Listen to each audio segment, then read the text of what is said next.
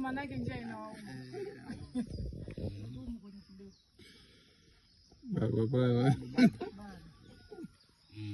Zoea zile viti nini watu wanakaa na sasa bwana bora sana naona kimya. Swali zuri sana. Jana nyewe kasema hapo mnakuja hapa watu wengi, mimi sijaita gunia. Mimi na gunia. Kila mtu atakula kwa mamake. Huyu mamake nani? Mama bora. Mama. Ili kwa mlimani kule juu. Tunakaa kwenye kibanda kile pamoja na kutoka Sikitime, chakula kinatoka kwa kule. Meda kinatoka kwa nani huko. Siku ile kaka sema hivi, mlima wangu hapo unajua kwa hapa kama. Mlima wangu asema wewe kwa mlima wake ule pana unajua. Anajua. Anajua mlima wake. Ni kweli. Kukutie meza. Nafuta hapa tu mzee. Nasema kutie kwanza mikono. Wao ugali unataka hapo. Bana anasema mtu heshima msiku hiyo. Wako hapa kuna angalia. Ndio inasema. Chakula nimefika sasa wenyewe wako wapi? Chakula cha mimi kikifika hapa utakiwa na kinachangamka kwa kweli. Alaka tu mboga ndogo bwana, nenda wewe fulani.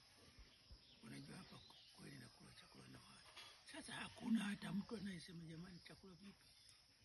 Kwa nini usimuite yule kama tunaenda safari? Sawa. Utapitwa wako. Sasa baba, sisi tumekuja kukuona, tunamshukuru Mungu. Kwa hiyo leo hii tunaondoka. Tunarudi. Hapana. Tunakuaga sasa. Ukifika kutoka watu wafika wengi wanyama. Na ukiona chakula hapa kimebaki hapo mimi tu ndio nitaweka. Wewe ndo mwenyewe. Sasa hivi angalia. Miti ile pale wameweka mbaya sana. Hiyo ya miba. Ya miba.